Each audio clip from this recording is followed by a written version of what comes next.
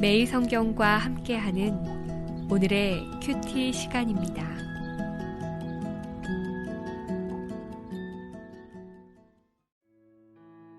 11월 19일 오늘의 말씀은 사사기 9장 1절에서 6절입니다.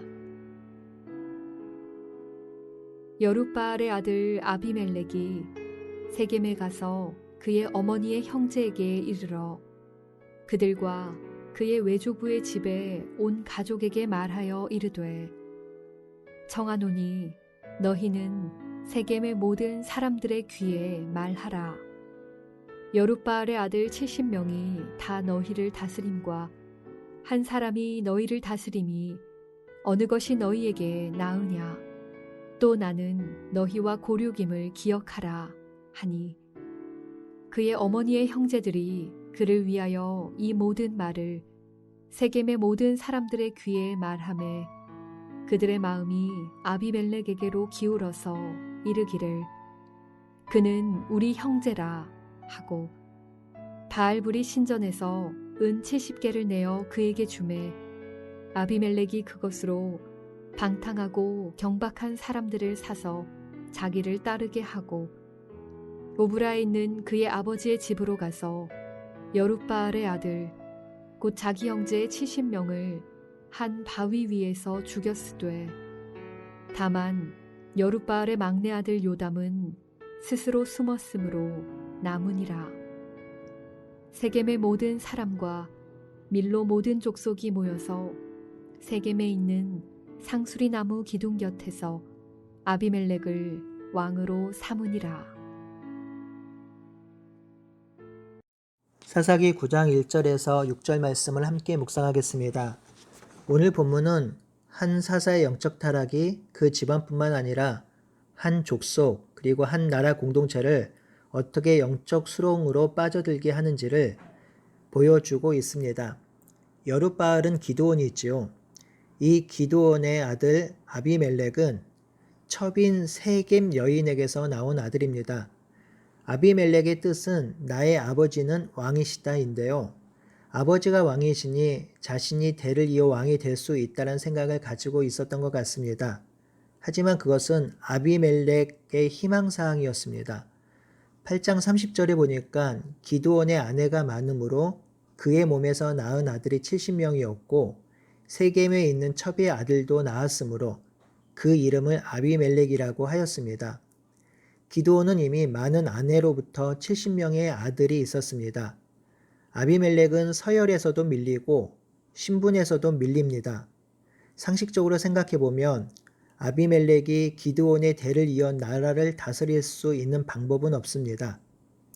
뿐만 아니라 아비멜렉은 기드온의 아내에게서 나온 70명의 자녀와도 좋은 관계를 맺고 있지 않았던 것 같습니다. 그렇기에 아비멜렉은 자신이 왕이 되기 위해서 음모를 꾸미고 있습니다. 그것은 세겜과 이스라엘을 분열시켜 세겜 사람들의 세력을 등에 업고 왕이 되려는 계략을 꾸미는 것이지요. 사실 세겜은 이스라엘 족속은 아니지만 이스라엘과 오랫동안 우호적인 관계를 맺고 있는 족속입니다. 아비멜렉은 지금 이 관계를 깨뜨리고 있습니다. 아비멜렉은 자신의 어머니가 사는 세겜에 가서 그의 어머니의 형제, 그러니 외조부의 집안 사람들에게 말합니다. 여룻바알의 아들 70명이 세겜 사람들을 다스리는 것이 나은지 아니면 골육 형제인 한 사람, 즉 자기 자신이 다스리는 것이 나은지 물으라고 합니다.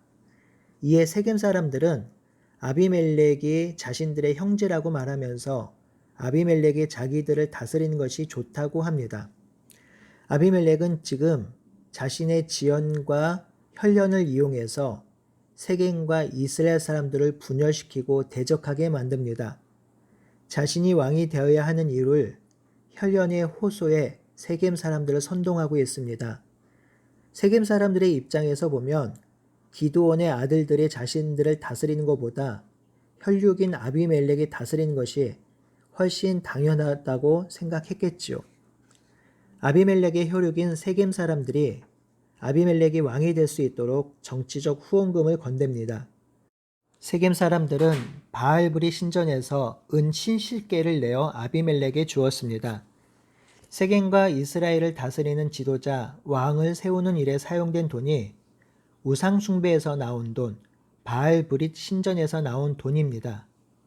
이것은 하나님의 사람을 키우는 데 필요한 돈을 도둑질해서 마련하는 것과 같은 이치입니다. 어떻게 이런 생각을 할 수 있을까요? 아비멜렉의 정치적 행보는 하나님이 원하지 않는 행보임이 드러나고 있습니다. 세겜 사람들이 아비멜렉에 은 70개를 주는데요. 단위가 붙어 있지 않아요. 만약 세겔이라면 800g 정도 되는 양인데요. 그런데 본문에서는 이 단위가 별로 중요하지 않은 듯합니다. 세겜 사람들이 아비멜렉에 준 은 70개는 아비멜렉이 기드온의 아내에게서 난 아들 70명을 죽이는데 그 수와 같습니다. 그러니까 은 1개로 1명, 70개로 70명의 아들을 죽일 수 있는 돈을 준 것 같습니다. 은 70개는 정치자금으로 반대파를 숙청하라는 의도가 있는 것이지요. 아비멜렉은 은 70개를 가지고 자신의 사병을 고용합니다. 그들은 방탕하고 경박한 사람들이지요. 성경 기자가 이렇게 강한 표현으로 등장인물의 성격을 묘사하는 일은 아주 드문 일인데요. 이들은 돈만 주면 무엇이든지 할 수 있는 사람들입니다. 정의와 불법을 판단할 줄 모르는 무리들이고요. 이들은 분별력도 없는, 오늘날로 표현하면 정치적 깡패와 같은 자들입니다. 지금 지도자, 왕을 꿈꾸고 있는 아비멜렉은 자기를 돕는 자들을 방탕하고 경박한 사람들로 구성했습니다.